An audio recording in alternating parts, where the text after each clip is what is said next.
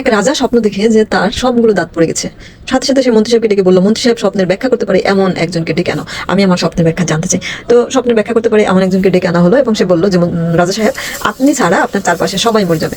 তো সাথে সাথে কথাটা শোনার সাথে সাথে সে ব্যাখ্যাকারীকে মেরে ফেললো এবং সে বললো যে আমি অন্য একজন ব্যাখ্যাকারীকে ডেকে আনো, আমি মানে অন্যান্য যারা জানে ব্যাখ্যা তাদের কাছ থেকে আমি আমার স্বপ্নের ব্যাখ্যা জানতে চাই। তো পরে যাকে ডেকে আনা হলো স্বপ্নের ব্যাখ্যা করার জন্য, সে বললো যে রাজা সাহেব, আপনি দীর্ঘজীবী হবেন, মানে আপনি সবার থেকে দীর্ঘজীবী হবেন।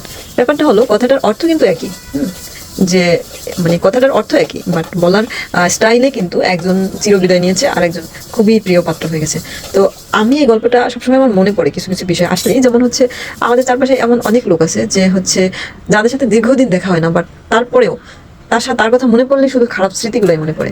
কেন যেন তার সাথে মানে মানে কথাগুলা, মানে কিছু মানুষের কথা এমন তীক্ষ্ণ যে মগজের মধ্যে ঢুকে থাকে। মানে তার মানে দীর্ঘদিন পরে তার কথা মনে হলেও ওই খারাপ মানে কথাগুলোই মনে পড়ে, মানে খারাপ স্মৃতিগুলোই আসে, কোনো ভালো স্মৃতি আর আসে না। আবার এমন কিছু মানুষ আছে আমার জীবনে মানে চলার পথে দেখেছি যে যাদের কথা মনে পড়লে সত্যি মানে চোখে মানে জল চলে আসে, যে মানে এতটা মায়ায় ভরা কথা বা এতটা ভালো লাগা।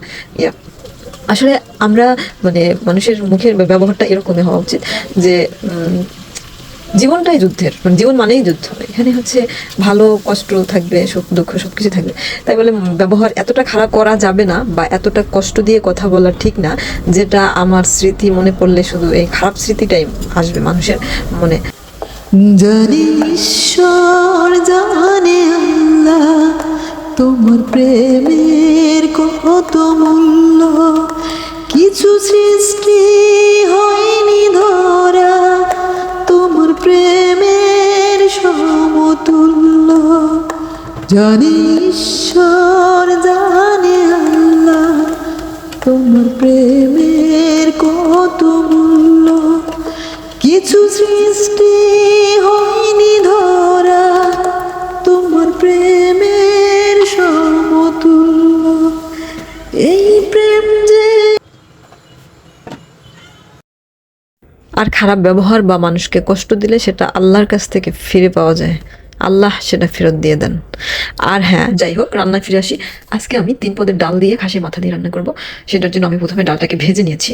ডালটা ভেজে নিলে সুন্দর একটা গন্ধ বের হয়। আমি অবশ্য এর আগে মুগ ডাল দিয়ে একটা রান্নার মানে খাসির মাথা রান্নার রেসিপি দিয়েছিলাম, এটাও সেম ওরকমই, জাস্ট একটু হচ্ছে আমার এটাতে 3 পদের ডাল দিয়েছি।